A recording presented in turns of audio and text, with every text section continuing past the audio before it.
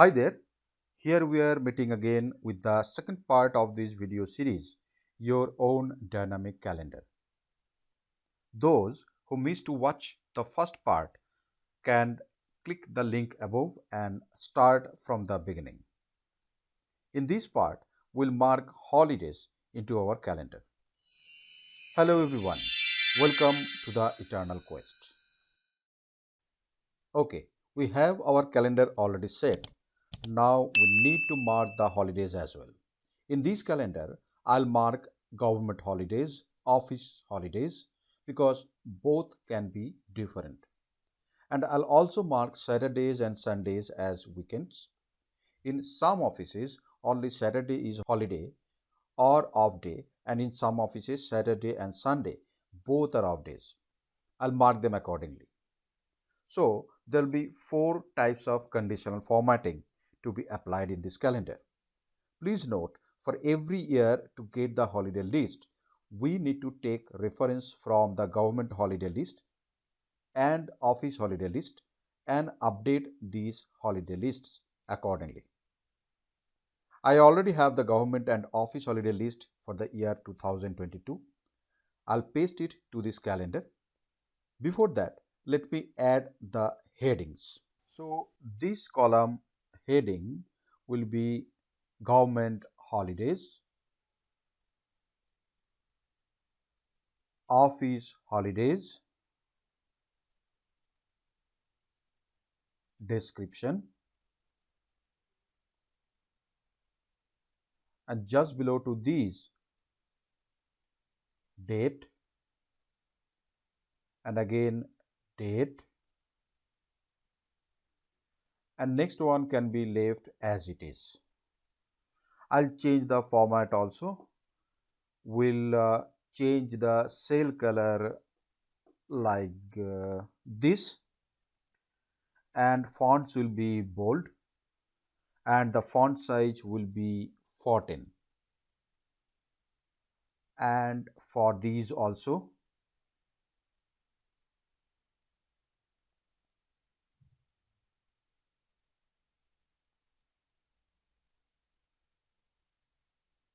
okay, looks good now. Then I'm going to paste the holiday list here.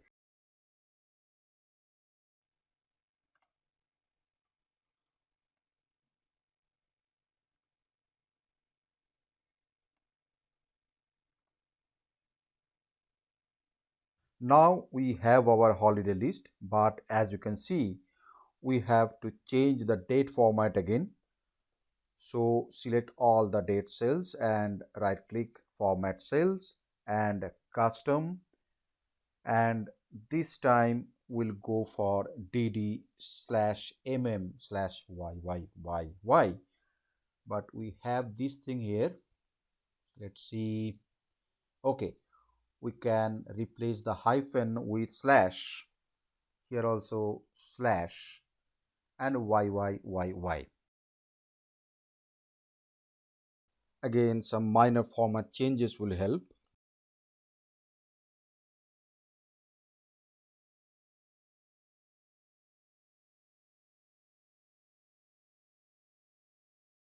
Yeah, looks good.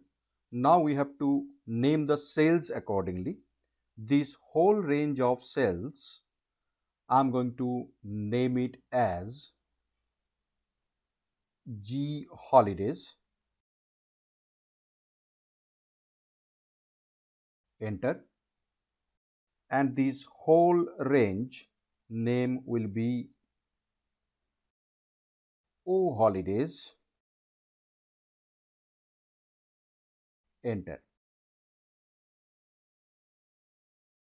We'll use this name range in the conditional formatting. So first thing, I'm selecting all the date cells of the January and then new rule, and then use a formula to determine which cells to format, and then the formula will be equals match open parenthesis. Now what it should match, it is B7, but I'll not log this time. Okay, comma, it should match for government holidays.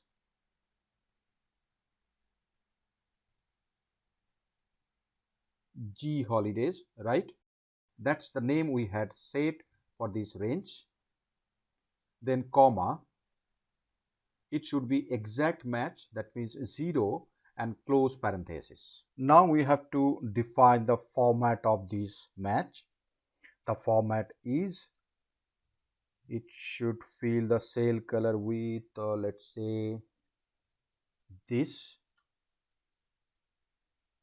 and the font will be bold with default black. Let us check again. No, I'll keep the cell color like this. Yeah, okay. And finally, if I click on OK, now we can see two government holidays, 14 and 26. So 14 and 26. Okay, we'll apply the second conditional formatting, which will be a new rule again, and equals match, open parenthesis. This will be again B7, so B7 comma, then O holidays comma, exact match and close parenthesis. This time the format should be, fill color will be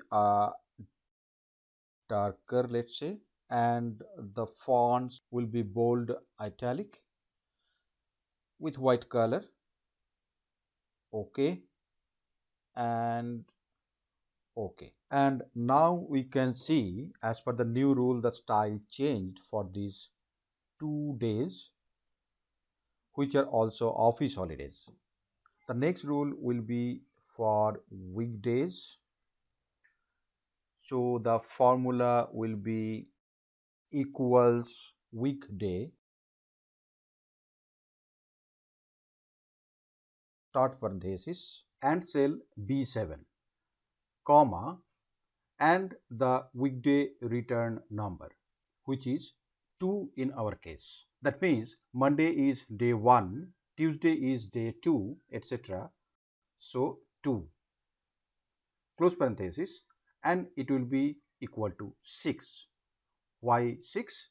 Because we are going to change the format for Saturdays only, and as per our return type, which is 2, Saturday is day 6. So 6. Then the format. This time the fill color will be again this. The fonts will be bold and color will be white. Okay, and I'll just copy this formula so later on I can avoid typing again and again. Okay, now we can see all are marked in different style, but these cells are also changing the format. We'll take care later. Also, we need to apply another conditional formatting for Sundays, which is day 7, and then format will be dark black as it has. The fonts will be bold and white. Okay, and okay. So far looks good, but we have a problem with these no date areas. We need to handle this. To do so, I have selected all the date cells in this month. Again, I am going to do conditional formatting, then manage rules. Now, where all the rules are visible, I have to find the first rule applied, the month rule, right? Here it is. Now, after selecting, we'll change the order to be on the top of other rules. Also, we'll check the box called stop if true, apply. And then we can see the desired changes.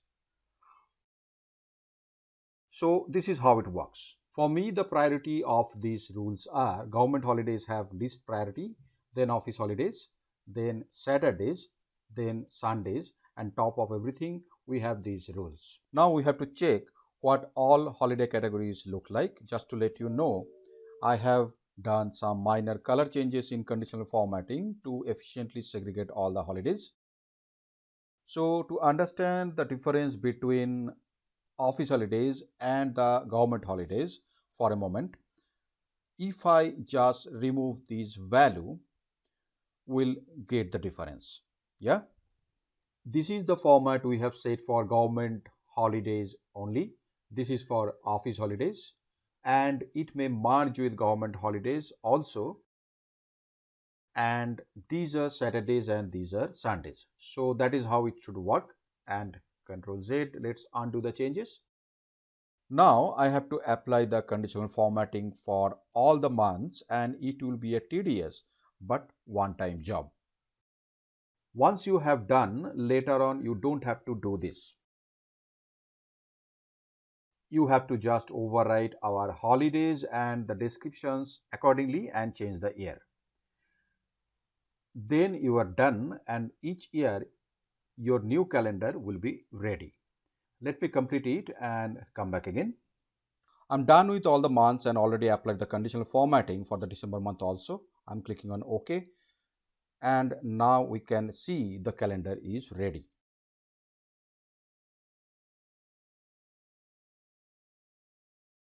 I can see the separator row height to be changed. Let me do this. And finally, I'll merge the cells for the year with no fill.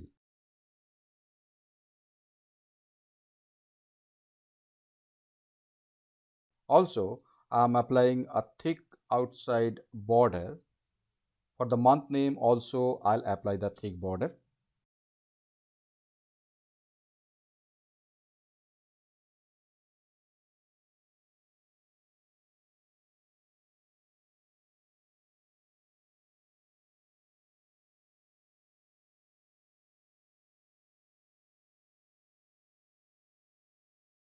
Done. We can check some holidays data. For April, we have 14th.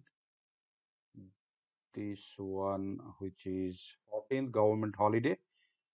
15th is Good Friday. That is also a government holiday as well as an office holiday.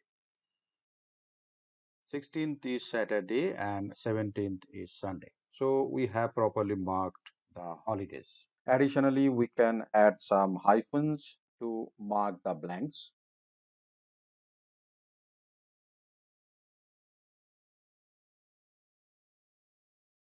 Okay, now if I change the year's value like 2050,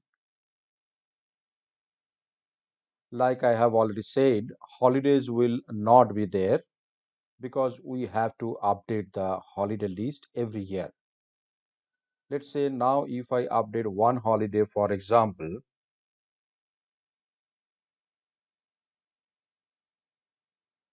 now it will appear. Now Control Z, then back to 2050 again. We can see only Saturdays and Sundays are duly marked. We can validate this calendar also. What we can see in 2050, the first date is 010 2050 will be Saturday. Now in our calendar also the first date is Saturday. And let's say for November, the last date is Wednesday. And here also the same. The year will be ending on Saturday. Yeah, that is good. The calendar is working fine. Let us change it back to 2022. Next, we have to set the page and take out the print. So I'm going to remove all the unnecessary columns. And yes, we are now ready to set the calendar for printing. This will need majorly some format and style changes, and I'll cover it in the third part of this video series. Please click the thumbnail above to get into the next part. See you there. Till then, take care. Bye bye.